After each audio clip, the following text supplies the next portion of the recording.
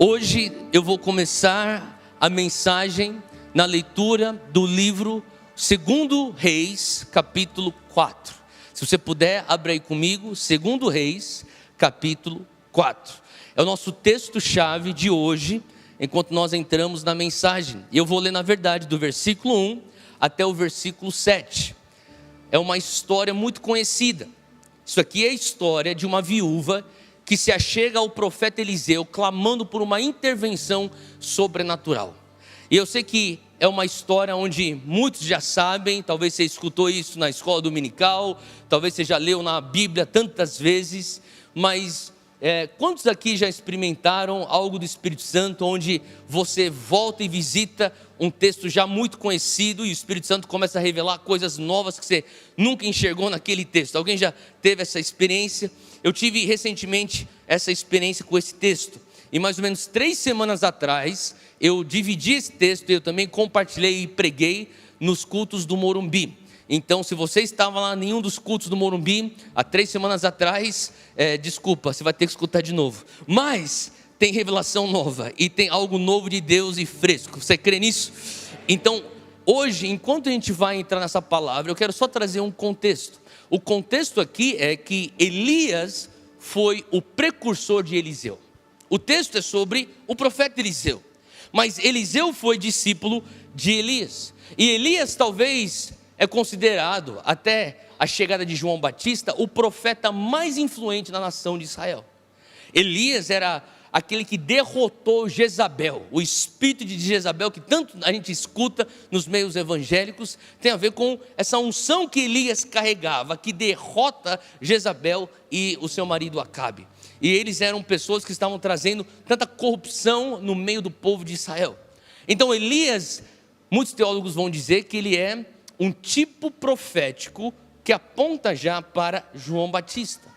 João Batista, a gente sabe que é aquele precursor, é aquele que veio para preparar o caminho para a vinda do reino através do rei Jesus. Então, João Batista, ele é muito mencionado como um paralelo da unção e do espírito de Elias. Então, assim como Elias é um tipo profético para João Batista, Eliseu, aquele que carregava a porção dobrada de Elias, é um tipo profético para o Messias. Eu não estou dizendo que Eliseu é o Messias, não estou dizendo que Eliseu é Jesus Cristo. O que eu estou querendo dizer é que a unção que Eliseu carregava era uma unção que profeticamente já apontava para a vinda daquele que seria Jesus, o Messias.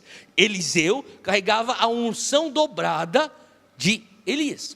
Agora, a gente vai ler do capítulo 4, e só para a gente também contextualizar, no capítulo 2 de 2 Reis, se você puder, você passa um tempo lendo isso em casa essa semana. Em 2 Reis capítulo 2, Eliseu está recebendo esse manto de Elias. Ele recebe esse manto de Elias, e você vai lembrar que ele desceu até o Jordão, aonde Elias foi levado com uma carruagem de fogo para o céu. Quem lembra dessa história? O manto é deixado, ele pega esse manto, agora ele faz o caminho de volta. E quando ele faz o caminho de volta, ele chega num determinado momento, em 2 Reis capítulo 2, que ele tem que subir até Betel. Agora, Betel, você vai recordar da escada de Jacó. Quem lembra da escada de Jacó? A escada de Jacó era aquele momento onde Jacó acorda depois de um sonho profético e uma visitação angelical, onde anjos estavam descendo e subindo a escada, do céu tocando a terra e da terra tocando o céu. E quando ele acorda, ele é tão impressionado por aquilo que ele fala: uau, verdadeiramente aqui é a casa de Deus. Um lugar que antes era chamado de luz, agora ele dá um novo nome. Ele chama de Bet-El. El de El Shaddai, nosso Deus. Bet, a casa de Deus. Então muitas vezes a gente escuta e lê Betel, a gente pensa como algo que é o lugar da casa de Deus. E sim, é o lugar da casa de Deus. Só que na época de Eliseu, Betel era tomado por uma idolatria, por adoração a deuses pagãos, especificamente Baal. Então as pessoas que estavam em Betel, naquela época, um lugar totalmente já corrompido, eles não estavam com o coração aberto por um profeta de Deus. Pelo contrário, eles na verdade eram muito contra os profetas de Deus, especificamente Elias e Eliseu, que eram conhecidos como os inimigos justamente desse tipo de prática. Então, quando Eliseu está subindo para Betel, o texto diz, e talvez você já saiba essa história também, é um daqueles textos que põe uma interrogação na cabeça de qualquer crente que está lendo. Garotos, na verdade são jovens, muitos deles, começam então a se opor ao profeta Eliseu. Eles começam a caçoar o profeta Eliseu. Eles começam a fazer, talvez, uma pressão psicológica, talvez lançando blasfêmias contra o profeta Eliseu. E no texto diz que eles estavam caçoando da careca do profeta Eliseu. Eram tantos deles que Eliseu olhou, ele estava rodeado, e ele falou assim: não tem nada que eu possa fazer, eu vou entregar vocês, é na mão de Deus. E ele fala assim: eu te amaldiçoo em nome de Deus Jeová. É literalmente o que ele diz. Assim que ele falou isso, ele vira, ele continua o seu caminho, e de repente 2 ursas aparecem naquele lugar, e o texto diz que despedaçaram. Esse é o que diz o texto. Elas despedaçaram 42 daqueles rapazes. Eu não sei você, mas é impressionante isso. Quando eu chegar no céu, eu quero assistir esse episódio. Talvez alguns falem assim: acho que é muito sangue, não sei se eu quero assistir esse episódio. Agora, se é para pensar uma ursa despedaçando um jovem, assim, é uma cena muito forte, né? Há 2 anos atrás, eu fui caçar urso no Alasca. E eu sei, não é muito politicamente correto, mas eu carregava uma arma, na verdade 2 armas, e eu fiquei 9 dias acampando num lugar remoto, sem lugar de celular, sem sinal de celular, sem nada. A gente teve que ir de barco horas para uma das ilhas lá do Alasca, da costa do sul do Alasca.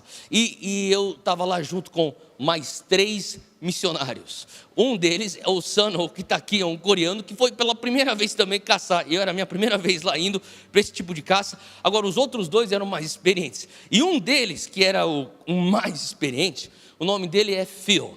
E a gente chama ele de Big Phil, porque ele parece um viking. Ele tem uma barba ruiva aqui desse tamanho. Ele já matou muito bicho, e ele cresceu mexendo com arma. E eu falei assim: se a gente for matar um urso, caçar um urso para comer, eu quero estar perto do Phil, porque o Phil já matou vários ursos, então ele é experiente nisso. E vira e mexe, você está andando, a gente escalava, sei lá, 7, 8 quilômetros por dia, com malas de, sei lá, de 30, 40 quilos, com a tenda, a barraca dentro, comida dentro, tudo lá dentro. Enfim, a gente está lá, eu ficava de vira e mexe falando assim: Phil, mas me explica assim, como que é dar um tiro num urso? Como que é? Ele falou assim: se o urso for um urso preto, o urso preto ele é mais manso. Agora, se for um urso marrom, o urso marrom, que a gente chama de grizzly, esse aí, ele provavelmente ele vai vir avançando em cima de você. Eu falei: mas se ele estiver avançando, você tem que ficar perto de mim. Eu falei: não, se ele começar a avançar, você dá um tiro nele. Eu falei: Phil, mas eu não cresci com arma que nem você, cara. Chega na hora, eu sei que você me ensinou, eu já treinei, mas chega na hora, cara, adrenalina, sei lá se eu consigo dar um tiro, se o negócio enguiça, o que faz, Phil? Ele falou assim: bom, cara, se você não acertar o primeiro, eu falei: o que acontece? Ele vai ficar mais bravo ainda. Ele falou assim: mas não se preocupa não, cara, que eu tô aqui cheio de arma aqui, se você errar, eu já mato o urso. Eu falei: tá bom, então eu vou ficar perto do Phil.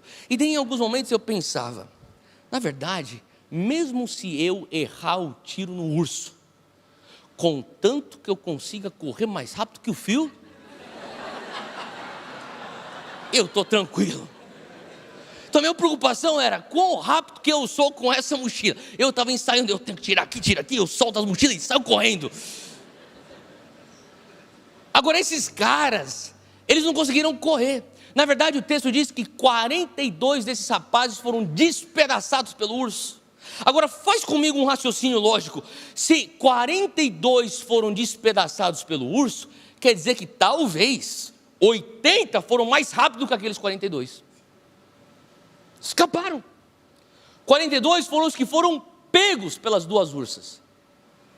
Eu estou querendo contar essa história, porque essa história provavelmente envolveu muitas famílias naquela região.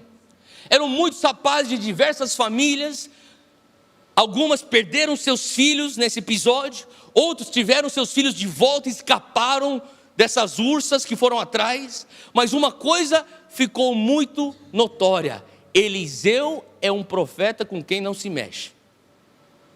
Faz sentido? Sabe, existe algo diferente entre você lidar com alguém que é um profeta e alguém que é profético. Não é porque você profetiza que você é um profeta. Não é porque você recebeu uma profecia que automaticamente aquela pessoa se torna um profeta na tua vida.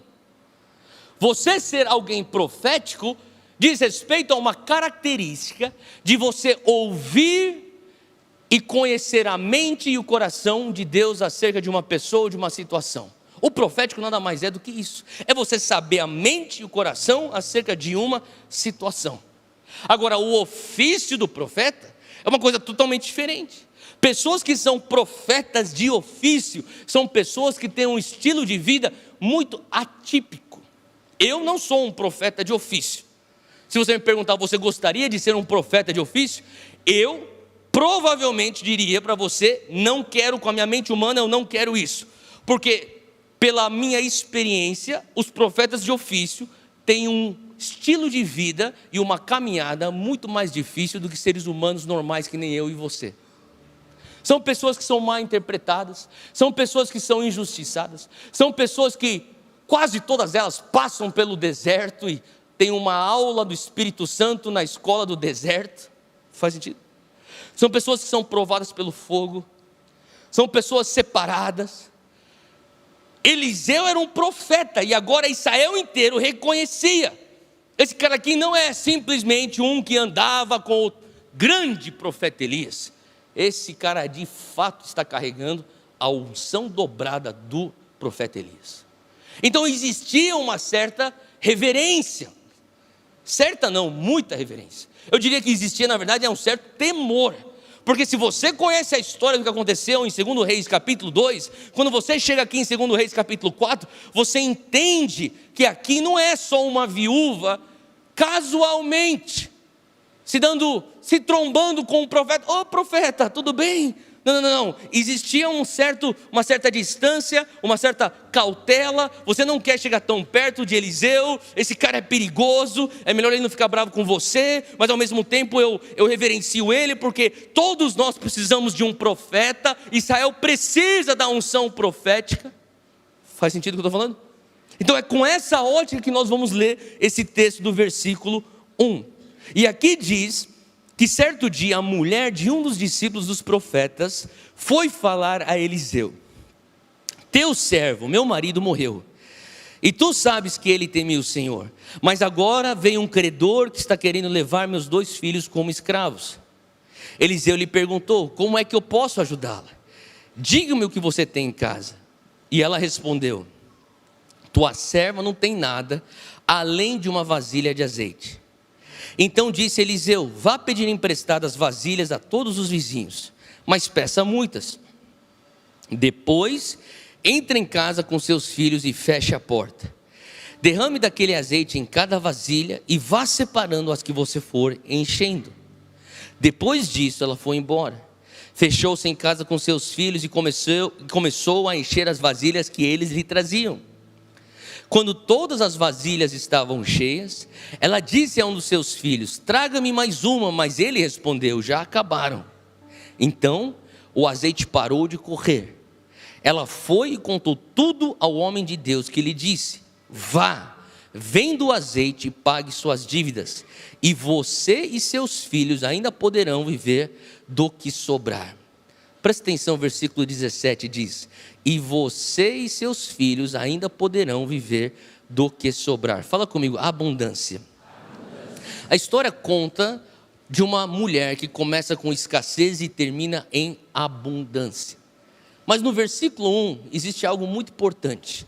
Preste atenção nesse primeiro versículo. A mulher de um dos discípulos dos profetas foi falar a Eliseu: teu servo, meu marido, morreu. Fala comigo: passado. Ela está apontando para o passado. Veja bem, Eliseu, eu não sou qualquer mulher. Eu tenho um histórico contigo. Eu não sei se você vai lembrar disso, mas o meu marido que faleceu, ele era um dos seus discípulos. O meu marido foi um aluno da escola dos profetas. E talvez ele tinha sido um aluno da escola de profeta de Elias ou de Eliseu, mas ele estava ligado a essa companhia de profetas. Mais uma vez, ele não era só uma pessoa profética. Esse cara era um profeta em preparação para ser, de fato, alguém do ofício do profeta. Então, alguém que faria parte dessa companhia teria que ter feito sacrifícios. Alguém que faria parte dessa companhia provavelmente foi extremamente uma pessoa consagrada, com um lugar ou um andar separado ao Senhor. Provavelmente, em algum momento, mal interpretado. Talvez crescendo, se sentindo como eu não faço parte, eu não sou normal. Profetas não se sentem pessoas normais. São pessoas que às vezes têm uma dificuldade em se encaixar em contextos onde pessoas normais simplesmente se encaixam, porque eles enxergam as coisas de uma maneira como outros não enxergam. Faz sentido o que eu estou falando? Elas percebem as coisas de uma maneira que outros não percebem. Esses são os profetas de ofício. Então ela está dizendo: olha, deixa eu trazer uma coisa para você, profeta Eliseu. Eu honro a tua unção, mas eu preciso dizer uma coisa: o meu marido, que foi teu discípulo, ele morreu. Esse é o meu passado. E aí ela continua no texto dizendo o seguinte, ela fala: mas agora, fala comigo, presente. Mas agora veio um credor que está querendo levar meus 2 filhos como escravos. Ela está falando sobre um credor que está querendo levar os seus 2 filhos. Fala comigo, futuro. Sabe, essa mulher, ela está trazendo em uma frase uma linha de tempo extremamente bem discernida. Ela está dizendo: profeta Eliseu, eu estou me achegando a ti entendendo uma linha de tempo no espírito. O meu marido passado não está mais aqui conosco. Ele morreu, mas enquanto ele estava vivo, ele serviu a tua unção, ele serviu a escola de profetas, ele estava sendo preparado para se tornar um profeta, ele honrou aquilo que o Senhor carrega. Esse é o nosso passado, e no nosso passado ele fez sacrifícios, e hoje eu estou numa condição presente de desespero. Eu tenho um credor me ameaçando levar embora os meus filhos, e os meus filhos que são os nossos futuros, o futuro fruto daquilo que meu marido no passado semeou, e que hoje eu estou fazendo administração e boa mordomia daquilo que ele deixou em minhas mãos. Faz sentido? Por que essa mulher tem tanta intencionalidade, tanta urgência de se achegar ao profeta dessa maneira? Porque ela discerniu os tempos como os filhos de Issacar discerniam os tempos. É dito dos filhos de Issacar como aqueles que entendiam os tempos e as estações. Eles eram guerreiros. Eles eram um daqueles 200 de Davi, que realmente eles, faziam, expansão do reino de Israel, através da força militar. Mas algo diferente deles era que eles tinham inteligência celestial, eles tinham discernimento dos tempos, e faziam com que Israel soubesse como agir. E aqui essa mulher, da mesma maneira, ela tem discernimento. É importante que você entenda uma coisa: se você não tem discernimento hoje, você vai deixar passar os kairós de Deus na tua vida. O Senhor tem janelas de oportunidade para mim e para você, e muitas vezes nós não enxergamos as janelas de oportunidade que passam na nossa frente, porque a gente não consegue ter consciência da linha de tempo que Deus está trabalhando em nossas vidas. Você está aqui hoje sentado numa cadeira, num culto, cultuando o Senhor nessa atmosfera, porque alguém há anos atrás orou e jejuou para que você estivesse aqui. Você tem essa consciência. Talvez você fale: então, eu não sei se isso é verdade, mas eu vou falar para mim, eu tenho plena consciência que eu só estou fazendo o que eu estou fazendo porque alguém se sacrificou por mim lá atrás e abriu uma oportunidade para eu viver hoje o meu agora. Faz sentido? E se eu não tenho a consciência daquilo que foram sacrifícios, e aquela mulher estava pensando, olha, o nosso marido talvez se consagrou tanto, ele sacrificou tanto, ele se dedicou tanto, eu não posso. Ela está com a consciência no passado, eu não posso deixar passar batido os sacrifícios do meu marido. Hoje eu discerno a oportunidade que eu tenho. O profeta Eliseu, tantas pessoas não sabe nem o que fazer com a tua unção e aquilo que você carrega, mas eu sei, porque eu discerno os tempos, eu preciso de ajuda. Hoje, agora, eu estou numa situação desesperada, eu faço esse apelo porque arde no meu coração o sacrifício do passado, e arde no meu coração a esperança de ver algo no futuro. O que é que você carrega na tua linha de tempo? Quando você olha para os seus filhos, sejam eles os seus filhos biológicos, sejam eles os seus filhos espirituais, talvez atitudes que você toma hoje possa afetar aquilo que eles vão estar vivendo em Deus. Faz sentido? Ela tinha essa consciência, ela tinha essa sobriedade, e porque ela tinha essa sobriedade, ela tinha essa intencionalidade. Então, como é que então eu devo viver de uma maneira mais intencional? Como que eu vou viver de uma maneira mais urgente? Eu falo para você, quando você meditar naquilo que é o teu passado espiritual, o meu passado é um passado longe de Jesus, pois então, carregue urgência hoje para remir o tempo que você perdeu longe da presença de Deus.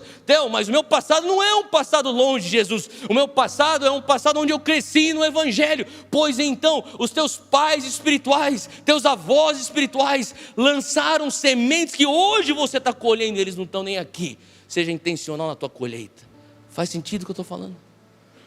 E quando você olha então para as futuras gerações, e para mim, eu fico impressionado como um brasileiro, o quão pouco é dito sobre a influência da igreja evangélica no futuro do nosso país.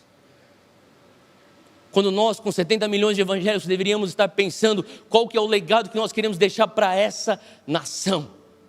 Como que nós deveremos construir uma igreja que de fato vai discipular um país que nós tanto amamos. Faz sentido o que eu estou falando? E quando você começa a olhar para aqueles filhos que Deus pôs nas tuas mãos, aquela mulher falou assim: o Senhor me deu filhos.